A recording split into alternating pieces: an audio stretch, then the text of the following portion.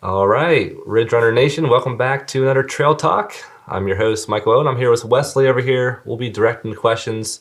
And we've been looking to find new topics. We haven't put out a Trail Talk for a couple months now, but we're looking for new topics and ideas. And we've contacted Gabe Giordano and Tim Reynolds here, a couple Athens locals who have gotten into ultra running the past couple years. So I'm excited to talk with them. And this podcast will just center around their running careers. They kind of represent the bread and butter of ultra runners. You know, they make up the greater, percentage of the sport. They're not elites, but they're that mid-pack faithful who make up the passionate sport of ultra running. So we're going to dive right in. I hope you guys enjoy. All right. Well, thanks for having us, Gabe, in your house. Thanks for coming over. Thanks for the transformation into a studio here. This pretty is cool. exciting for us. Yeah, this is the first time we haven't recorded a show in the OVRC studios. Yes. So we appreciate you opening up in your space for all of our equipment. But I'm excited to talk. I've known you guys just on my personal end through the races that I direct. You guys have participated in Iron Furnace Trail Run, the Thunder Bunny ultra marathons, and it's just great seeing so many more runners in Athens get into the sport and just be consistent people within our community. So just introduce yourselves, kind of like how you got into running and kind of where you're at now with it. Sure. All right, I'll start off. So I got into running just going out the door when I was in college, and I just happened to live in the middle of nowhere. So when you went out the door, it was trails, it was desert. So that's what I learned to kind of love when I got into running. I was from New Mexico, so I was at New Mexico State, and yeah, I just started to love getting out there, taking a break, being on some desert trails. Did that for a few years, ended up taking a job in Phoenix, so I was still in the Southwest. And decided to try distance running. Literally had just heard about like a friend running a marathon. Gave it a try. I didn't really understand what training was, other than maybe getting out on a couple long runs. And what I learned was, hey, you can survive it. Anyone can get out there if you put in a little work. So I survived and just continued running. Ended up going to grad school in Florida and really getting into the trails. I lived just near a forest area there. Near some lakes that were kind of interesting, had gators in them. So it was kind of fun just to get out there and run around these gators. When you run around, the funny thing is, you think, who wants to run around the gators? Turns out it's not that bad. I mean, really all you ever hear is as soon as you get within like 20 feet of them, they plop into the water. So it's like this plop. Was that your experience? Would you see them a lot, like out in the runs? Oh yeah, all the time. Really? So something that we don't have to worry about in Ohio. No, never improved my speed. Yeah, the deer. We have to worry about the deer, I guess. Yeah. But I learned to love appreciating where you are, getting out and seeing kind of the cool stuff. Yeah. That's part of somewhere new at that point, Florida. So got really into the trails. I tried again, just like I had tried the marathon. Decided to try something crazy, and there was this. I mean, this was, I guess, maybe not super early days, but still earlier days for ultra running. Yeah. And there was this 150K in the region. And I thought, I'm just going to be crazy, try it again. And I survived it, and I loved it. Yeah. So I caught the bug, kind of the trail running ultra bug. But ended up moving to the city for a few years. I took a crazy job in Barcelona when I became a professor. And was kind of like confined to, the city and learned, something new, again, running through traffic, breathing in smog. Yeah. It was okay. I kept running, but I kind of lost the ultra thing, the trail thing for a few years. Yeah, because I noticed your first 50K, that first one that you did was in 2006, correct? Yeah. And you ran a very fast time, 4:40s. Thanks. I was younger. And then I noticed there was a pretty big gap in your ultra sign-up score online there. So is that due to the travels and the new job and being in Barcelona? Just being somewhere new, being distracted. I mean, I kept running, but it was just it was like, like I said, city running a few miles at a time. So it was fun, but eventually, decided to move back home and just found, I didn't know about it, just found Athens, Southeast Ohio, Ohio University, which actually is a great place, great university. So found a great university and got lucky to find a great place that it was in. Right. I came to love the trails here. And a lot of that was I met someone else that I started running with. We found some local races, some of your early stuff, Iron Furnace. and just really got into it and really got into kind of exploring more and more, going further and further. Next thing I know, we were running 50 milers last year. Yeah, so. that's really, I think it's amazing, your guys' story, both of you, how you met each other through work and partnered up as training partners and pushed yourselves to that next step. But I think it's really cool too about your story, how kind of place dictated a lot of these things. You know, if you're in a place that has access to trails, you're a lot more apt to go out there and maybe push yourself in that environment. And that's the fortunate thing about Athens, because we have, you know, hundreds of miles of single track trail right out of our city limits. And so you're from the Phoenix area, New Mexico, right? Yeah. But you're Tim, you're from kind of the southeastern Ohio area, so you kind of a local in a way. So tell me, you grew up in Marietta. Tell me about how the early life in Marietta was, if running was part of your life or if sport was part of your life. And then, you know, you didn't always stay around Southeast Ohio, but you ended up back here. So today. Yeah. So for me, I grew up in Marietta, and running was not part. I don't even know if I would say I went on a jog as or any athletic activity. Growing up or part of high school. Certainly spent a lot of my summers and weekends camping and hiking and always being in the outdoors doing activities. A number of those activities occurred at Stroud's Run, ironically. Really? That's crazy. And so as a family, we would camp there, we would go there, we would hike the trails at that stage. And I never once thought I would end up be back here to run those trails. So running was not a part for me. When I came to college, my freshman year at Ohio University, I took my first jog, I'll call it, and I made it maybe half mile to 3/4 of a mile. Yeah. When my legs locked up with shin splints, and nearly crawled back to the dorm, and then progressed that. And it took some time to move to where I could run 2 miles to down the bike path, and then 2 miles back, and go, okay, I'm getting in 4 miles. Yeah. And then didn't do a whole lot with it through my time in college, just kind of to try to stay in shape.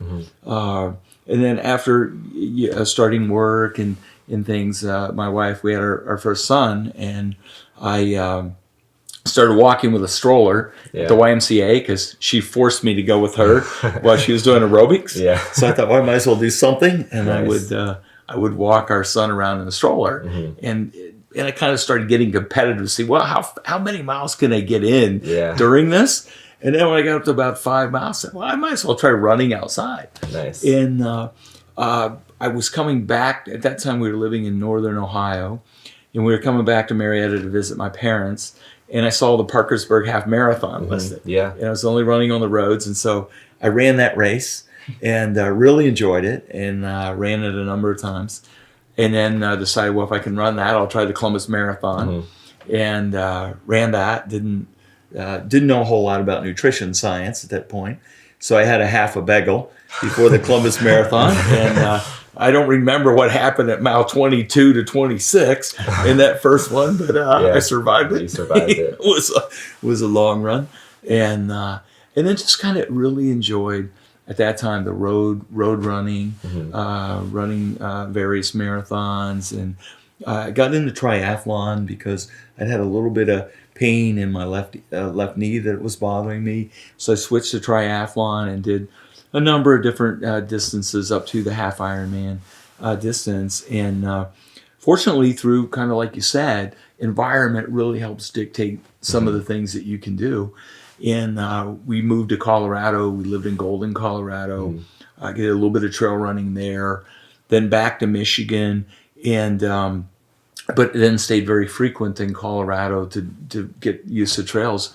And I've been very fortunate then to get a chance to come back after living years away in Colorado, Michigan, Northern Ohio, to be back here in the southeastern Ohio area. And to combine both trails in Colorado and trails here in Athens.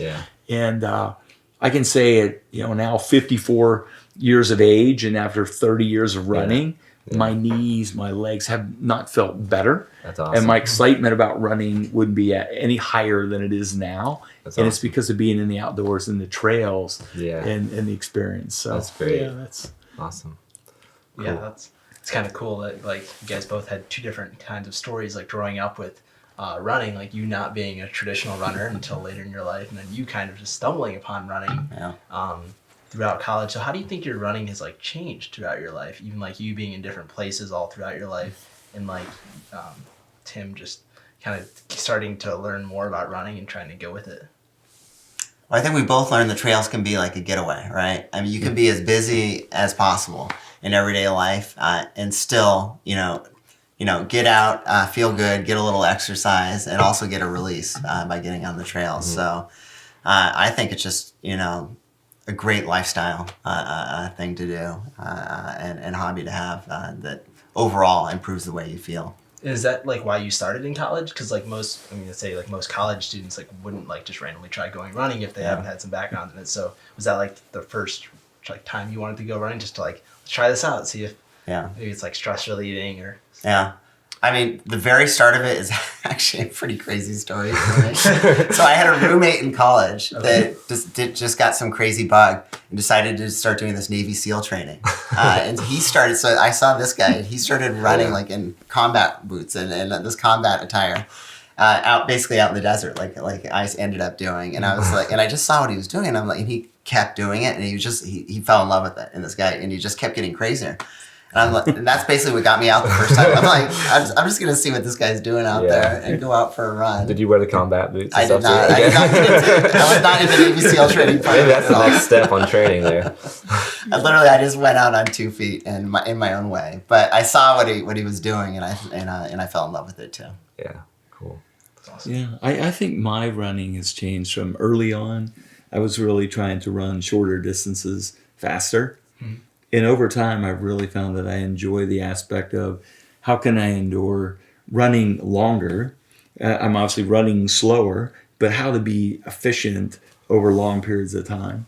And I think running has become probably more of a mental exercise for me versus maybe before it was like purely a physical exercise. How fast can I run a 5K or a 10K? And I was never going to win the race, but for me, I could beat my times. I'd get competitive with my times, and now it's kind of I'm competitive more with the distance. Yeah. And can I survive a different distance, and can I feel good when it's over?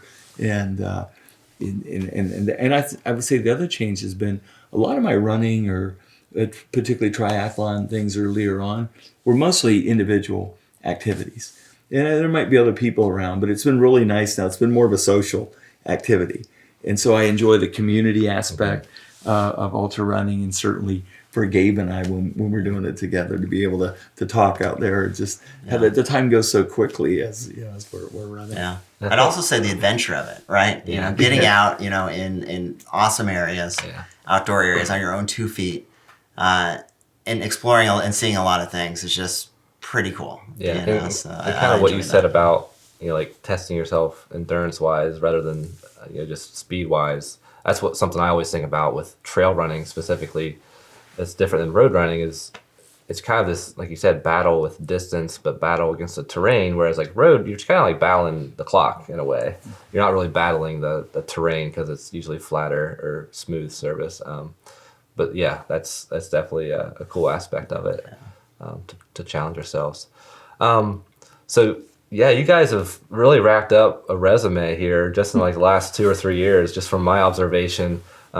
Starting off, you had that 50K back in 2006, but you had basically a decade hiatus almost of ultra marathon distance running. But then, was it 2 years ago you guys did your first 50K together? And you guys have basically modeled each other's races. You guys have ran all the races together. So take us through that journey of you guys met when you guys were working together at OU, and then how did that friendship strike up between you guys, and then how did you guys find out each other ran? Like I think that's always clear. Like you guys just like, oh, I do trail running like in the office, or like is there like talk about that, and then talk about how you guys decided to run your first race together, and then obviously it's evolved to doing 50 milers together. I don't know if I remember the beginning, so you might have to kick this off. Well, How did it start? I think we were at a social. We knew one another from work, seeing one another in the hall and talking through friends and stuff. And then we had a social gathering where we're having food and just talking. And somehow we said something about running. And then we go, well, maybe we should get together and do some trail running together because we had trails. I think we both maybe had gone out on, I think you mentioned the Thunder Bunny Trail at Stroud's Run and enjoying that. So that was trail. the first thing I had discovered was Thunder Bunny. And it was just the name initially. I was Yeah, exactly. Awesome name. I got to check it out. And I fell in love with that trail. That's a great trail. We love Yeah. that trail. Love that trail. Yeah. So I think we were talking about that. I was like, "Hey, there's this. You want to go out? There's this trail that you got to see. I've gone on a few times." And so we ran it out to like the campground, Yeah, and back. It was like we all know maybe 5 or 6 miles. that was the long run initially. That was our long run, and we enjoyed that. And I'm not sure. I just threw kind of together. We just kind of stretched it out. And he had mentioned that he had run a 50K before, and so we were talking about it. And I think the first one. We said, well, let's try the half marathon trail. We did the Iron Furnace, and we just really loved the Iron Furnace, and it showed us Lake Hope and in the area and what was really possible in the trails here. Right. And so that inspired us. And then the next one we did was a 25K, Not Your Mama's 25K down at Great Seal State Park. And there were some really serious climbs and steep there. Definitely. And I think that's where we got some of that kind of excitement about the terrain difference. Yeah. But also kind of teaming through the race. And you guys basically run your races together, right? Yeah. Step for step. Yeah. I enjoy talking, working through the tough times with someone else. Yeah, but basically what happened, I mean, there's this thing, and I don't know, I think it seems like it's pretty common in trail running. It's always about, you just feel so accomplished at the end of everyone, and it's always about what's next now. You know what I mean? How can I push it a little further, make it a little more exciting? Yeah. And that's what we've been on, like this journey of, just finding the next thing and enjoying to do that together. Yeah. That's awesome. So when you guys run these races together, like how does if someone's feeling bad or someone's feeling good, like how do you guys help each other? How does that relationship like maybe change over the course of a race, or someone talk more, does someone talk less? Any arguments? Yes. Is there anything crazy? No big argument. We're not setting any records, so no big arguments. I'm thinking so we did JFK last year. That was our, one of our first, our second 50 miler, but first year of 50 milers. And we hit some rough patches on the towpath there, which is just mind numbing, straight, you know what I mean? Late in the race, it's tough mentally. And I remember, so what I did, my strategy there was I was trying to help both of us out, get really excited about the aid stations, irrationally excited about the aid stations. Just start talking about the food, what you're excited about next. And, it worked, I think. It did work. We experienced, we were not planning on the start of that race on the Appalachian Trail being snow covered. And what we thought would take 3.5 hours took us 4.5 hours, and then our legs felt kind of heavy. And we got on the towpath. I think that's the first run I've been in where at the 20-mile mark I was thinking, I really don't know if I could make this. Not really physically, it was almost like mentally. Look at how long that was. And I think it was just talking and Gabe talking about we only have to make it another 2 miles to get to some hot chicken broth. Who knew that would be like the life of the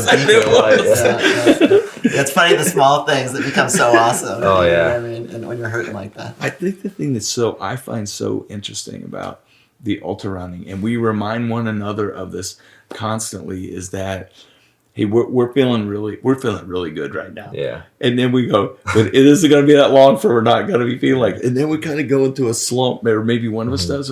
Okay, we know if we keep going long enough, we're going to come back to feeling better again. And that I just find that really an interesting part about. I think it's interesting. It happens individually, but when there's two people kind of doing the same thing, obviously you're not synchronized to where you're both feeling low at the same time. Someone might be on cloud 9, someone may be in the downs, but that's the teamwork aspect. I think sometimes you see married couples running 100-mile races together, but it's really cool to see a friendship like that evolve through the racing. So obviously you have hours and hours and hours to talk. What do you guys talk about besides the motivational stuff that you use? What do you talk about for 12 hours? It's not that impressive. This is what we were talking about earlier before we started filming. Is we used to have a third partner in our running team here, and he was the talker. So we're struggling a little bit. We've lost our talker. So you need to replace him with a new talker. There might be some candidates out there. Yeah. But it's it's a lot about that's another great thing, like I was saying about the progression or whatever. We're always talking about, even while we're running, what's next, what we're excited about, you know what I mean? Yeah. What here's today, but how's this going to turn into what we do next, how we train next, what our goals are. Mm-hmm. We both listen to podcasts. We read a number of books on it. So we'll talk about ultra running and what we're learning and what we know about that. Of course, we work together, so we'll talk about our college and what's going on at the university and in students and things. We certainly talk about our cheering partners, our wives, who take very good care of us before, during, and after the race. Yeah. So, that's the other thing that gets you through these, right? Is that those tough points. If you got a crew or some supporters, boy, that can be the thing that gets you through or not. So we're lucky that we got them. Your wives have been on board for all these races. Yeah.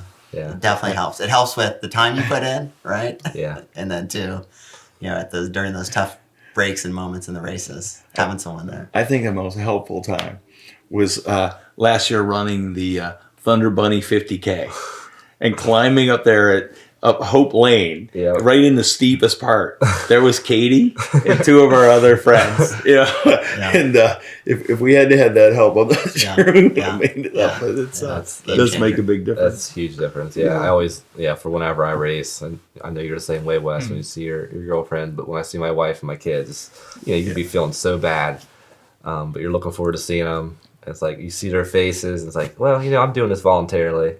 Like, no reason not to keep going. I'm shocked every time they come back because it's not the best spectator. It's a long day for families. And they're not.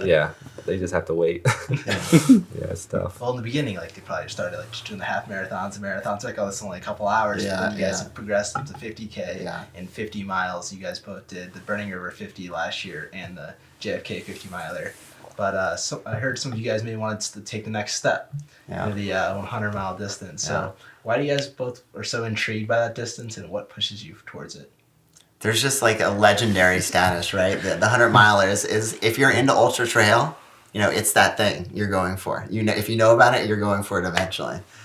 And we successfully, passed the last barrier. I felt like the barrier before that last year, which was a couple 50-milers. And we could do another little step and do 100K. But at this point, I'm like, I'm there. Let's just go for it. Let's go. Also, the 100Ks aren't as common. So truthfully, if there was an easily accessible one, I might do that.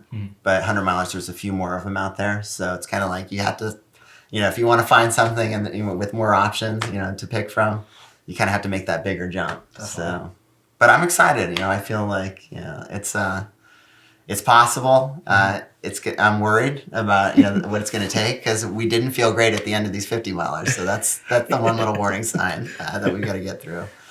But it just seems like such a journey and an accomplishment that I feel like I got to take it on. Definitely. What about you, Tim?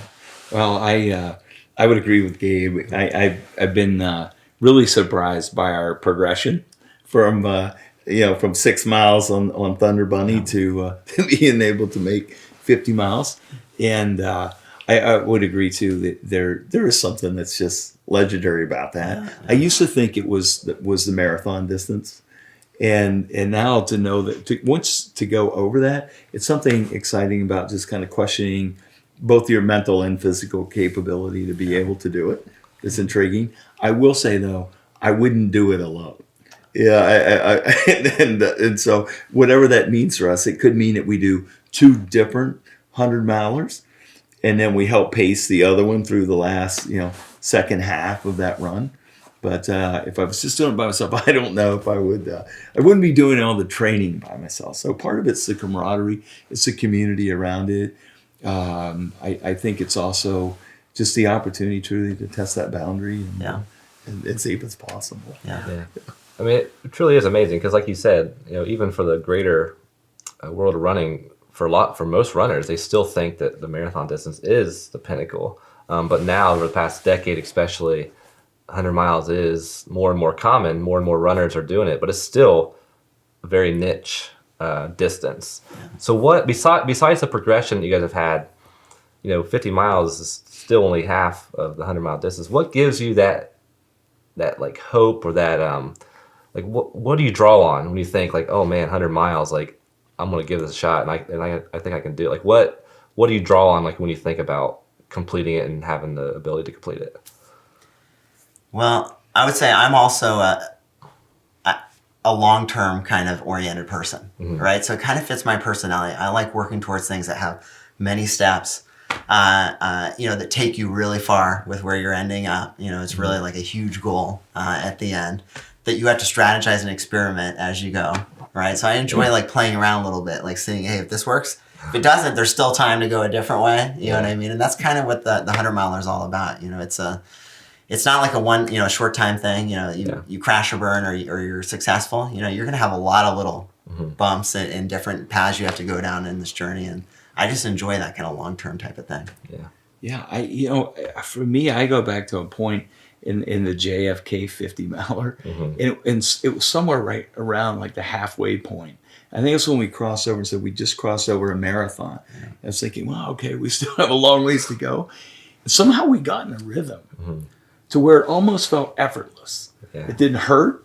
And I don't know, we just were running, and even when we were on the road in the end in the dark, running down the road, I thought, I feel fine. Yeah. And like there's like holding that feeling of going, okay, if we can duplicate that and put that into a 100-miler, and it was the mental change. It wasn't the physical change. It was like, okay, we've got to pull down here and really make it happen. Yeah. I think the other part is the commitment to the training. Yeah. I think generally things that we kind of say we're going to do, we commit to it, we lay out a plan, and then we try our best to stick to it and to train into it and things. And I think the 100-mile distance, it really does. I mean, 50 miles does too, but 100 miles, as you'll find out through this process, I think is it like the mental headspace it puts you in is just amplified double. And there's all these like phrases that people use. The flow state that you get in, like kind of like what you experience with, it doesn't hurt anymore. You may be at mile 45 and everything just feels so fresh. It's like the flow state, and that's just like the magic I think that a lot of people are trying to draw upon. Like trying to get in that state, like at mile 90 of a 100-miler, when you feel invincible.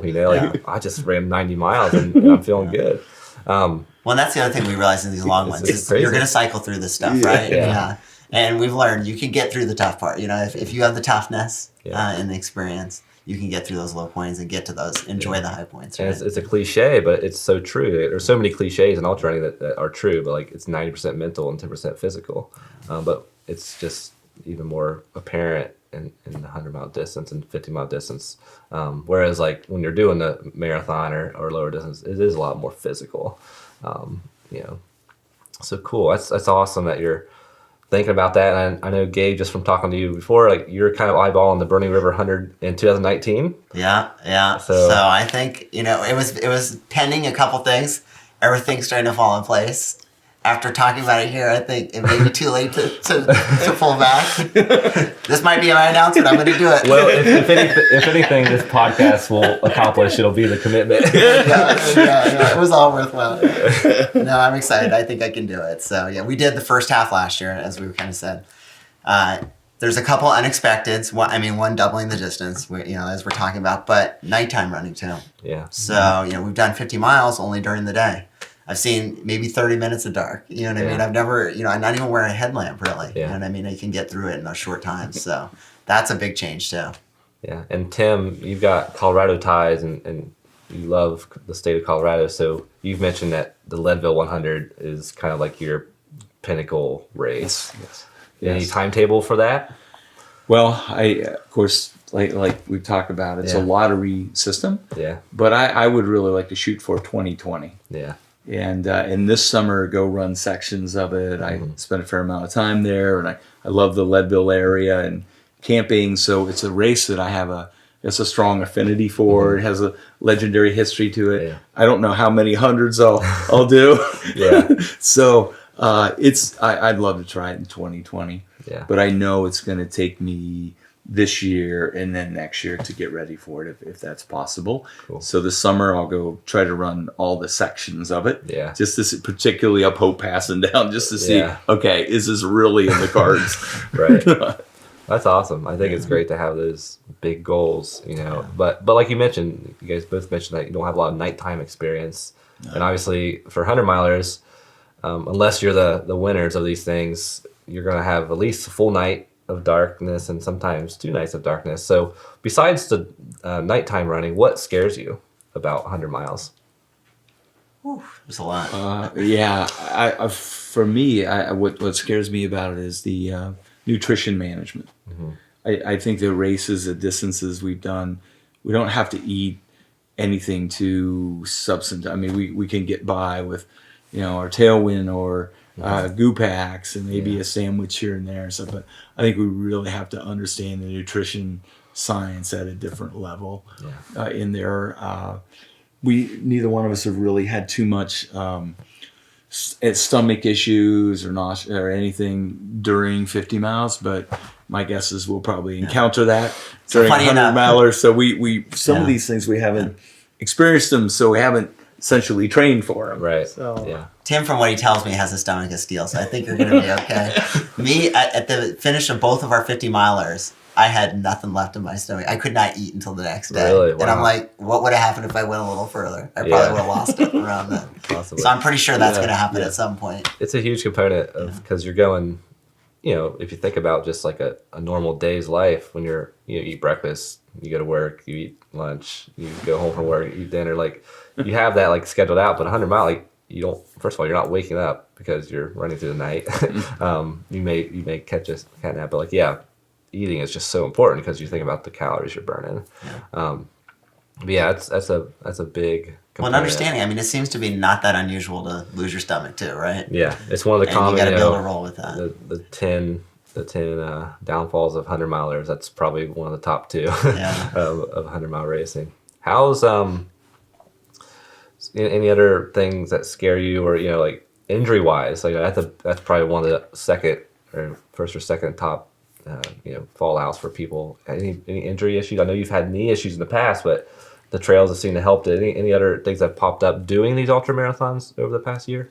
So I've got my first knee issues, serious knee issues, after ramping it up last year. Yeah. So, first year where it really got serious, left me with kind of a sore knee. So I'm starting this year with a sore knee. So that's actually the main reason I didn't officially commit, I guess, until right now. So what I started, for the first time in my life, I've been one of these people that is anti-stretching my whole life. I hate stretching. Absolutely hate it. Never stretched. I think Wesley and I are right there with you. I think it's an ultra running thing. Like we just want to get some miles in, and we'll skip the stretching. Stretching before, nothing after. So I can't say I'm doing much, but now you'll see me before every run, actually in the middle of some runs and after every run, pulling back my knee a little bit. It's not advanced stretching, but it's a huge step forward. And I'm worried a little bit about it. You know what I mean? When you start off the year with the knee pain, what's going to happen as you ramp it up? Yeah. I'm wondering. So. Yeah. But I've read a lot of stuff, and there's all this stuff saying so the funny thing is once I start running, it often just kind of works its way out. That's the kind of pain you can kind of feel more comfortable with. Yeah. But still, I'm nervous about it. Yeah. We both seem our left knee, in probably similar kind of feeling in it. I don't know. Like I was saying, that particular knee for me hurt the first time I ran the Columbus Marathon in 1992. Yeah, and it doesn't feel any worse. It feels better running trails. It's never been that serious, but there's no doubt it's going to take a different level of impact. Yeah. I think we're going to have to progress our way into it, and probably add some things that we don't do a lot of, like some stretching, maybe a little bit more resistance, strength training type things. And I think it's another nice aspect, though, of the trail piece is that we can power hike, we can walk, we can run, we can use different muscle groups, and we're going to have to consider how to get more efficient at all of them in order to achieve it. So true. So you guys have mentioned these super high in the sky goals that you guys will probably do sometime in the near future. Talk about like maybe the immediate future. Like, what's your next race? What do you guys have on the schedule? Maybe in the next couple months, and go from there. So, I mean, there's one race that I don't miss every year in, and that's kind of the race that got us into this, which is Iron Furnace. So that's kind of one of those, it's always before I'm ready to do a race early in the year. What's the date? April 6th. April, okay. So yeah, I got to start looking ahead of my count. That's how much I'm training for it right now. Coming up, that's quick. But yeah, I mean, it's just like, it brings me back to, what got me into it. And it's a great race at the start of the year to kind of test yourself out at half marathon distance. Yeah. I'm sure I won't be ready for it, but that's the thing I think will really kick my butt into gear. Starting Cool. off. And you got a few years to compare, kind of your time. It's kind of fun, yeah. Once you've done something 3 or 4 or 5 years. Yeah. I don't seem to be getting better, but this might be the year. All right. Yeah. We'll see how that goes. Iron Furnace is our first race up that we have scheduled. And then we have the Thunder Bunny 50K not too long after that. Yeah. Thunder Bunny, I would like to run. So I'm second on the wait list for Highlands Sky, I think it's called, in West Virginia, which just really looks like a showcase local, kind of regional race. So I'm excited about that. Burning River, the end of the summer. Yep. Who knows after that? Maybe there's lots of possibilities in the fall around here. Just keep going up. Yeah. On my radar is Shawnee. Okay. I'm scared. In November. Yeah, that's a tough one. That's a fun one. Yeah. But if you get the Burning River, if you get the 100-mile in, I think that would look a lot more manageable to you. For sure. I think so. Yeah. Just the distance part wouldn't scare you as much at that point. Cool. Just kind of some of the things I've had questions about, just like to relate to the audience, to people that might be watching this. Maybe they're mid-packers, or maybe they haven't got into ultra running yet. Like, what does when you're in the middle of a training week and you're maybe in the peak training week going up to a 50-miler for you guys last year, what does a typical training week look like from a mileage standpoint, types of terrain you're running on, if you do any workouts? You guys already talked about not doing much stretching or strength, but what does a peak training week look like for you guys? Should we talk about the board? Tim was actually, right before we started this, Tim was asking me, hey, how did we train again for those two? The memory's short sometimes, right? Yeah. Especially when you're always forward looking.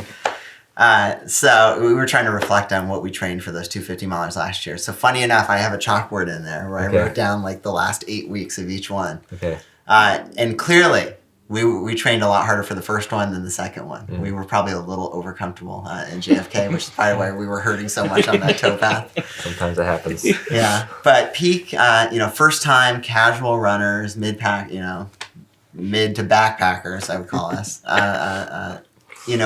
We hit mid-50s. Okay. Not for many weeks, but that's kind of the top, tip-top for us up to this point. And would it be, some people run 7 days a week, some people only run 4 days a week or 3 days a week. What would your distance per day look like from a long run and your recovery days?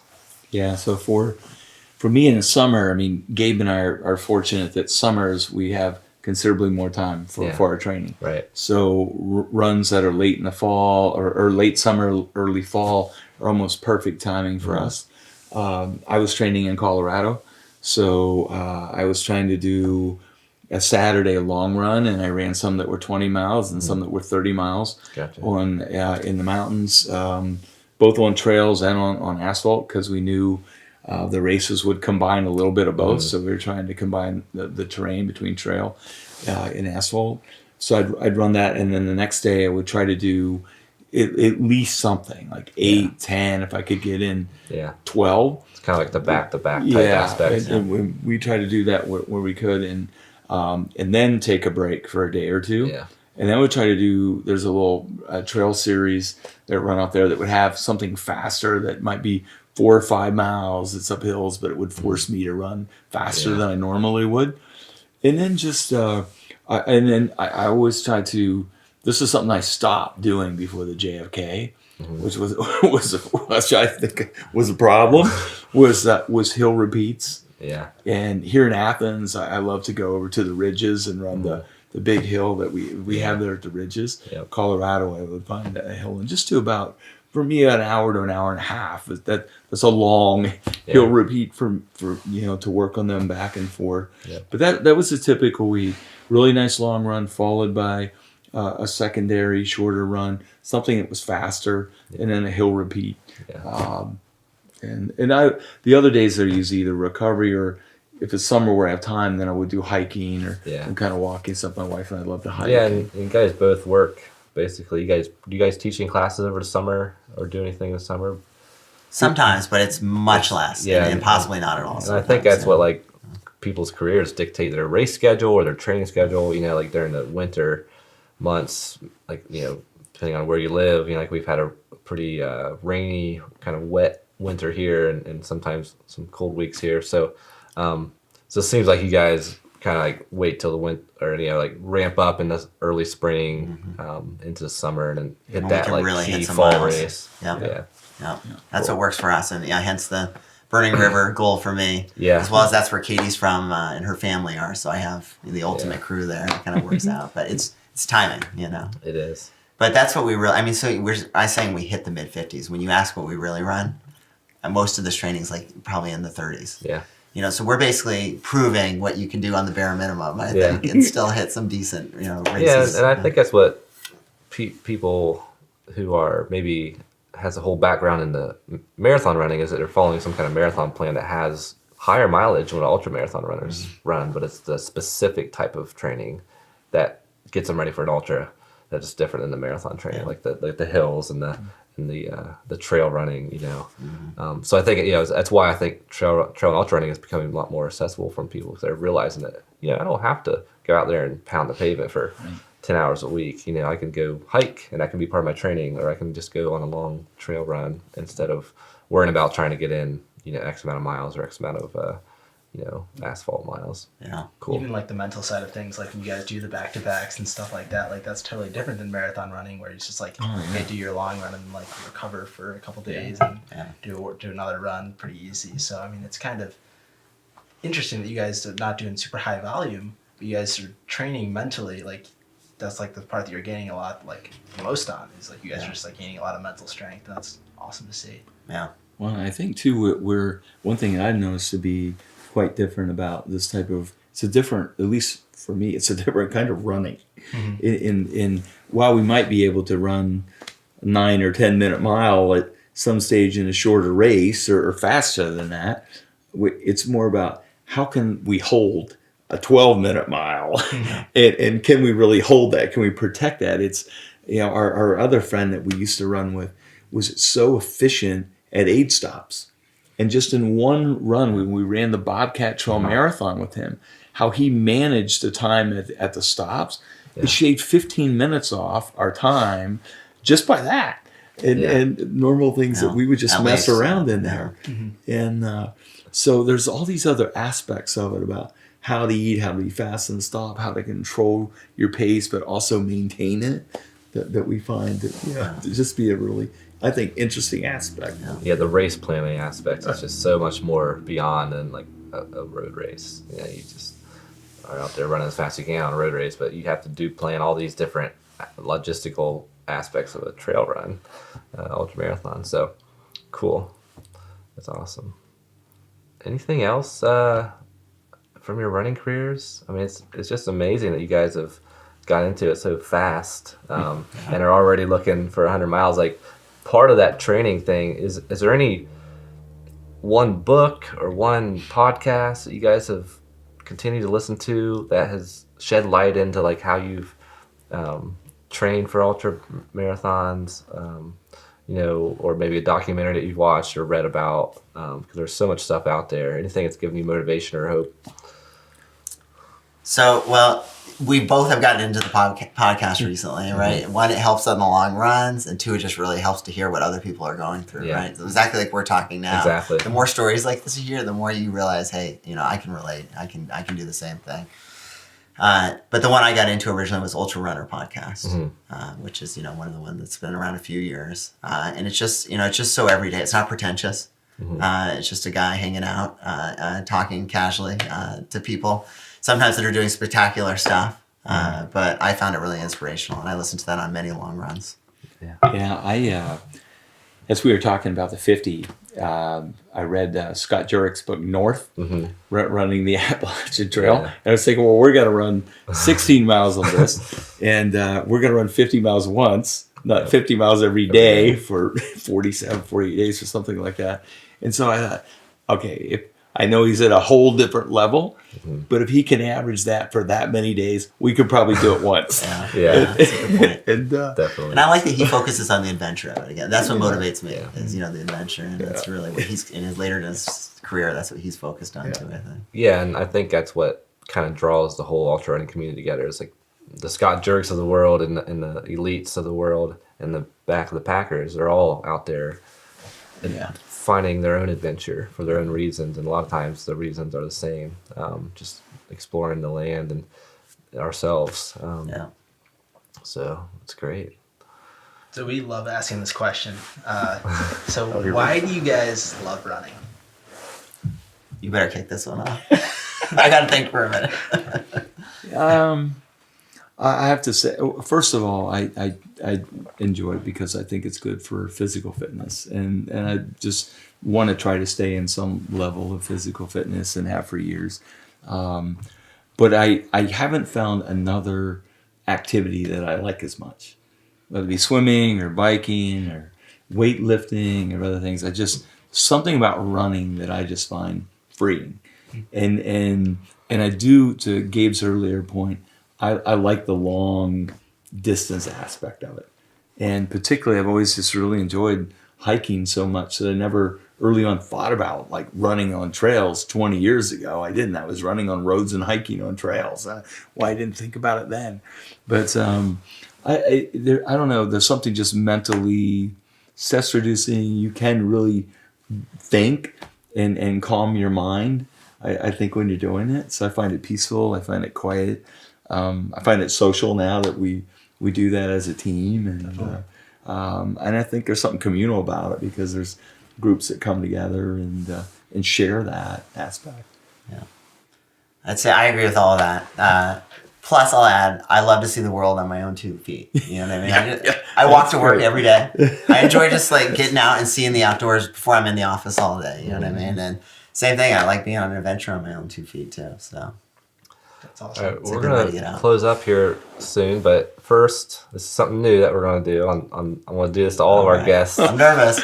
We'll have 2 questions that I've stolen from another podcast. The first question is, and both of you guys can answer, is if you could share a run with anybody from history, dead or alive, and assuming that they could keep up with you in any location, who would it be and where would it be? Boy, these are tough ones. I would share it if I'm saying his name right. I would run with John Muir, if I'm saying it right, and I'd run the Pacific Crest Trail. Oh, Awesome. man, that's a good one. That'd be quite the insight. That's probably who I would actually pick too. Like when I first heard that question, I'm like, I think I'd run around with John Muir through Yosemite Valley or something. Would that be fantastic? That'd be amazing. I mean, if I could run anywhere, I'd run in a lush tropical landscape. I'd say through the mountains of Hawaii or something like that. With who? There's a lot of people I would run with, so I'm an easygoing guy. If you'll run with me, I would run with Tim. Oh, man. Okay. That's really fitting. All right. We'll win that one there. Next question. This one's a little more fun. Okay, I'm going to see it. Make sure I word this right.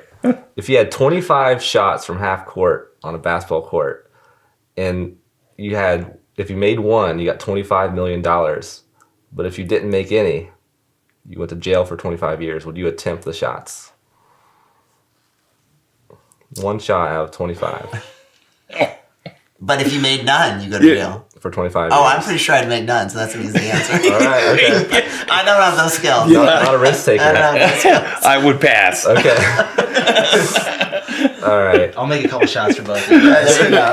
If I had slightly more skills, it might be a different answer. We have a better odds at the $100, we think, doesn't it? I like to see like what people are risk takers or not. But That's an interesting shed some question. light into your personality, maybe. But I think with myself too. I'm not going to give away my answer, but that's good. All right, that's awesome. Well, hey, thanks everyone Thank you for having us here. If you want to reach out to us, if you have questions for them, you can just drop a line on the YouTube video or one of our social media feeds, just at Ridge Runners on Facebook, Instagram, Twitter, and then of course YouTube. You can also find this podcast and all of our past podcasts on Apple iTunes or Google Play. Besides that, we'll see you next time. Thanks so much. Thank you. Thanks.